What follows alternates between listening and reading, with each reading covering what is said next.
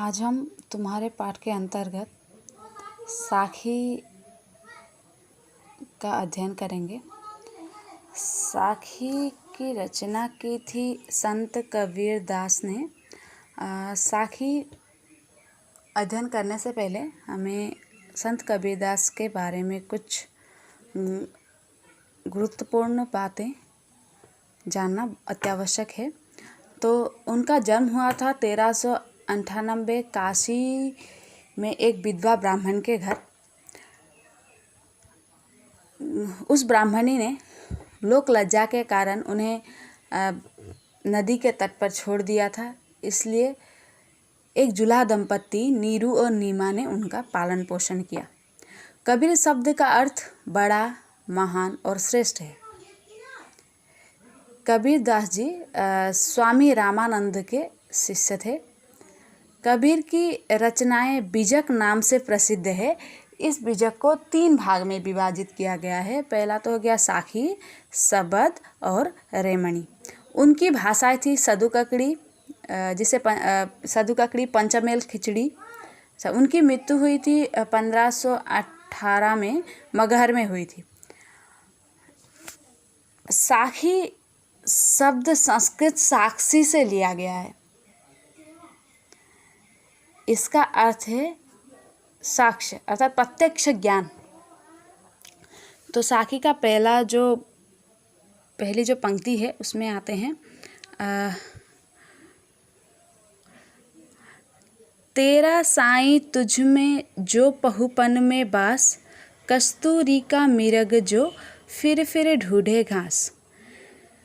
कबीर दास जी कहते हैं, तुम्हारा भगवान तुम्हें ही है। जैसे कि फूल में उसकी खुशबू और सुगंध रहती है, उसी प्रकार हमारा जो भगवान वो हम में ही है, लेकिन हम ईश्वर को इधर उधर ढूंढते हैं। उसी प्रकार कस्तूरी एक सुगंधित द्रव्य है जो हिरण के नाभि में होता है, पर हिरण उसे घास में ढूंढता है। अतः कबीर दास जी यह कहते हैं कि हमें ईश्वर को बाहरी दुनिया में ढूंढने की जरूरत नहीं है, वो हमारे और अन्य प्राणियों के अंतर में बसे हुए हैं। सतगुरु की महिमा अनंत, अनंत किया उपकार, लोचन अनंत उघाड़िया, अनंत दिखावनहार। कबीर कहते हैं कि सतगुरु की महिमा का वर्णन शब्दों में नहीं किया जा सकता। सतगुरु की महिमा की कोई सीमा नहीं है। गुरु ने हम पर असीम उपकार किया हुआ है। उन्होंने हमें अज्ञान के अंधेरे से निकालकर ज्ञान का मार्ग दिखाया है, हमारे ज्ञान चक्षु खोल दिए हैं, हमें परमात्मा के दर्शन कराए हैं। गुरु कुम्हार शीश कुंभ है, गड़ी गड़ी काटे खोट, अंतर हाथ सहारा दे, बाहर बाहे चोट। कबीर दास जी कहते हैं, गुरु कुम्हार है। कुम्हार मतलब जो मिट्टी के बर्तन बनाता है, और शिष्य मिट्टी के कच्चे घड़े के समान है। जिस तरह घड़े को सुंदर बनाने के लिए अंदर हाथ डालकर बाहर से थप मारते हैं, ठीक उसी प्रकार शिष्य को कठोर अनुशासन में रखकर अंतर से प्रेम भावना रखते हुए शिष्य की बुराइयों को दूर करके संसार में सम्मानीय बनाते हैं। पोथी पड़ी पड़ी जगमुआ, पंडित भया न कोई, ढाई आखर प्रेम का पढ़े सो पंडित होय। कबीर दास जी यहाँ पे कहते हैं, बड़ी बड़ी पुस्तकें पढ़कर, किताबें पढ़कर इस संसार में कितने ही लोग मर गए, लेकिन हर कोई विद्वान नहीं हो सका। कबीर मानते हैं कि यदि कोई प्रेम या प्यार के 2.5 अक्षर सीख ले, अच्छी तरह पढ़ ले, अर्थात प्यार का वास्तविक, प्रेम के वास्तविक रूप को जान ले, तो वही सबसे बड़ा पंडित हुआ। माला फेरत जुग भया फिरा न मन का फेर, कर का मन का डार दे मन का फेर। कबीरदास जी इन पंक्तियों में कहते हैं कि मनुष्य का जीवन माला फेरते फेरते चला गया, पर उसने कभी अपने मन को फेरा ही नहीं। इसलिए कबीरदास जी कहते हैं कि अपने कर मतलब हाथ का, मन का मतलब माला, मोतियों की माला छोड़ दो, और मन का है मतलब मन के अंदर की जो माला है उसको फेरो। जाति न पूछो साधु की, पूछ लीजिए ज्ञान, मोल करो तलवार का, पढ़ा रहने दो म्यान।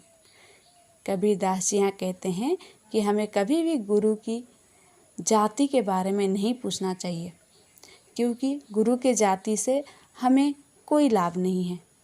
हमें तो उनके ज्ञान के बारे में पूछना चाहिए। जिस प्रकार हमें हमेशा मोल करना चाहिए तलवार का, ना कि उसके म्यान का, क्योंकि तलवार अगर युद्ध में तलवार ही हमारे काम आता है, म्यान चाहे लाख रुपए का हो चाहे कपड़े का हो, वो कभी काम में नहीं आता। बुरा जो देखन में चला, बुरा न मिलिया कोई, जो दिल खोजा आपना, मुझसा बुरा न कोई। कबीरदास जी यहाँ कहते हैं कि जब कबीरदास एक बार बुरा देखने के लिए निकल पड़े, लेकिन उन्हें कोई बुरा नहीं है, सब अच्छा ही है सब तरफ। लेकिन जब उन्होंने अपने अंदर झांका, अपने अंदर खोजा, तो उन्हें उनसे बुरा कोई न दिखा। जिन ढूंढा तिन पाइए गहरे पानी पेट, जो बोरा डूबन डरा रहा किनारा बैठ। कबीरदास जी यहाँ कहते हैं कि जो जितनी मेहनत करता है उसे उसका उतना फल अवश्य मिलता है। गोताखोर गहरे पानी में जाता है तो कुछ न कुछ लेकर ही आता है, लेकिन जो डूबने से डरता है वो किनारे पर ही बैठा रह जाता है। अर्थात जो व्यक्ति मेहनत करता है वो अपने जीवन में सफल अवश्य होता है, परंतु जो नहीं करता वो कभी सफलता प्राप्त नहीं कर सकता। जो घट प्रेम न संचरे, सो घट जान मसान, जैसे खाल लोहार की, सांस ले तू बिनु प्राण। कबीरदास जी यहाँ कहते हैं कि जिस शरीर में, जिस घट में प्रेम का संचार नहीं होता, वो शरीर, वो घट शमशान के समान होता है। शमशान मतलब जहाँ इंसानों को जलाया जाता है।